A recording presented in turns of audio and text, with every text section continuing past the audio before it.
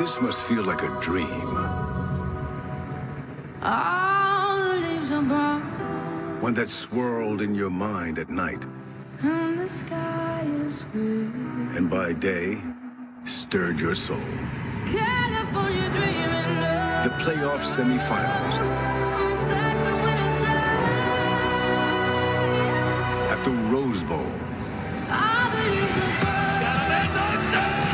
You're here not by way of wonder, but by acts of will. By walking on, rising up, and walking off with the Heisman. He's a surgeon. He's a magician. He's going to get into the end zone. By standing your ground. Going to get him at midfield. And gaining it with a pack of bulldogs unbound. 40, 30, right to the end zone. 10, 5, touchdown. This is no dream, but it is a vision. There's something sacred about this game and this stadium. An American tradition. The granddaddy of them all. Oklahoma and Georgia continue their magical ride in the playoff semifinals at the Rose Bowl.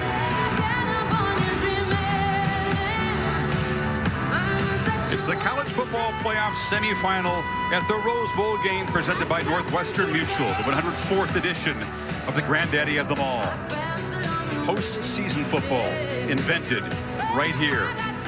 And today's matchup is between the second-seeded Oklahoma Sooners, champions of the Big 12, and the third-seeded Georgia Bulldogs, champions of the SEC for the first time in a dozen years. An experience to cherish and savor for Oklahoma and Georgia faithful. Just the second Rose Bowl game for each side. Georgia last year, New Year's Day 1943, when they brought a Heisman Trophy winner, Frank Sikowicz, and they shut out UCLA. And that pigskin played a part, and it's made the return trip to Pasadena. Oklahoma brings in this season's Heisman Trophy winner carrying the Pretenders sign. Lee Corso may have picked the Sooners just now, but he labeled them Pretenders preseason. Mayfield has been fueled by that. He's battled flu-like symptoms all week, but in the pregame, he seemed filled with his trademark fire and energy and ready to go with this semifinal game.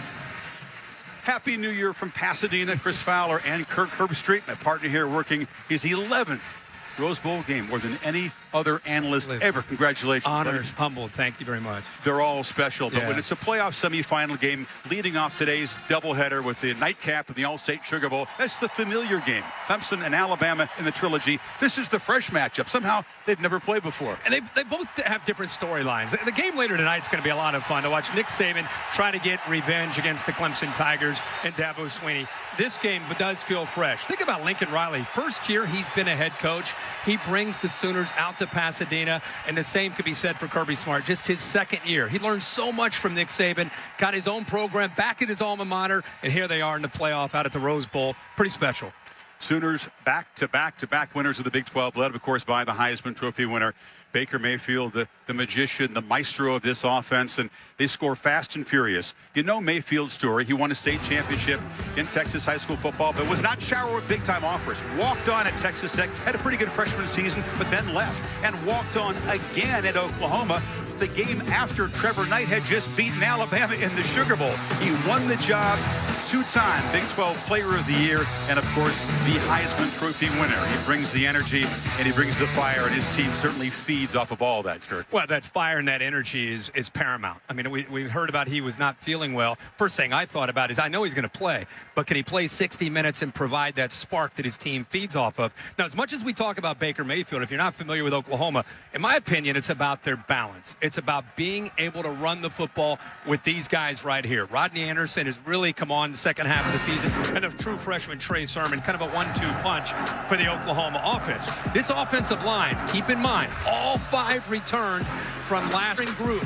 They've seen a lot of different defenses. They get a hat on a hat, and if they give Rodney Anderson room, look out. We talk so much about Georgia's backs. Be careful with what Oklahoma can do. How about Baker Mayfield? This is an example of why his team loves him. He's 40 or 50 yards downfield looking to try to pick up a block.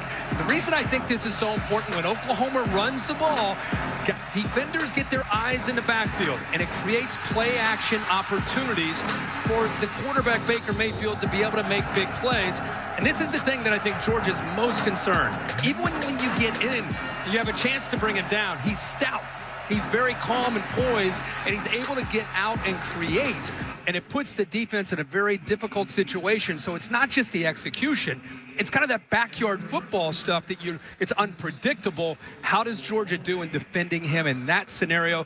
Maybe could tell us whether or not Georgia ends up winning the game. Yeah, Oklahoma creates more big plays than any offense. The plays are called by Lincoln Riley, who became the head coach just 7 months ago, taking over for the legend Bob Stoops, the youngest head coach in the FBS. His counterpart is Kirby Smart in his second season at Georgia, but he's got a championship pedigree. He was a part of 4 championship teams as an Alabama assistant under Nick Saban. It's been so much fun to watch Kirby finally get a chance to run his own program, and after all he learned from Nick Saban, but to be able to go back to your alma mater in just the second year, he changed the culture, and we can clearly see this team have a different identity, and a big part of the reason that they're here is that identity and what they've learned from him. He changed the culture, but they got back to old-fashioned, hard-knocking Georgia football with a trio of running backs, actually. Well, you think of Kirby Smart, you think of defense. But the reason they're here is the tandem of the backs that they have and how physical they are at the line of scrimmage. Everybody wants to see the big, bad SEC offense, the big offensive line against a Big 12 defense. How will Oklahoma match the physicality? Offensive line, Nick Chubb, who is one of the more physical backs, low center of gravity, great balance, bounces off of arm tackles. He's kind of the thunder to the thunder and lightning. Sony Michel, much quicker, much more elusive, but as he'll show you here, if you give him enough room right there, he also has the physicality and can run through those arm tackles. Now, in my opinion tonight, Oklahoma's going to stack the line. They have to. And when you do, true freshman Jake Fromm, the quarterback, will be given opportunities for things like this.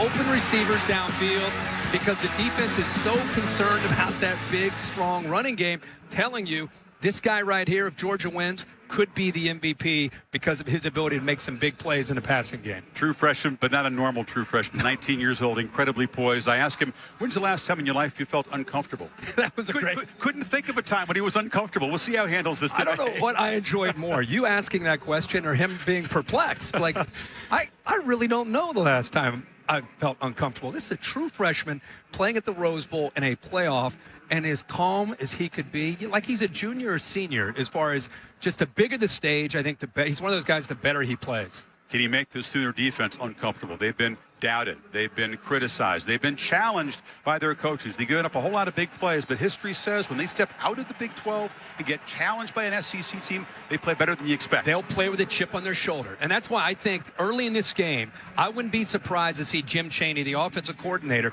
take some chances, play action pass to try to take advantage of the aggressive defense. We can't wait. The beautiful stage is set. The storylines are rich. Time now for the national anthem, U.S. Army Chorus under the direction of Lieutenant Colonel Derek Shaw.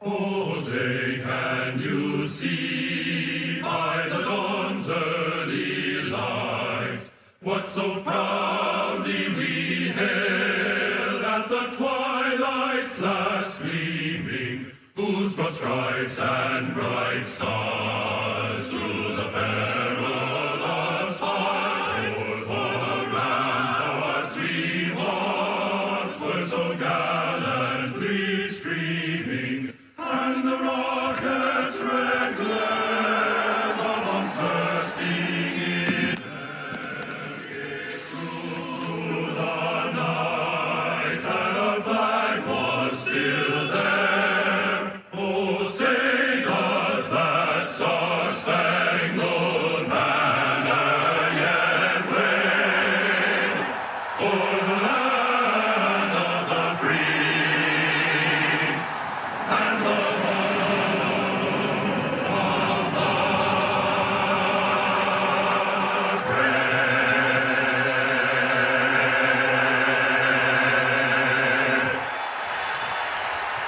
Goosebumps every single time. The B-2s from Whiteman Air Force Base in Missouri, piloted by Lieutenant William Hepler, who's a big Georgia fan, and Captain Ryan Magner, Purdue grad. All right, get a deep breath. The Rose Bowl coming up. The Nissan pregame rush from Pasadena is coming up. But first, a look inside Nissan's Heisman House.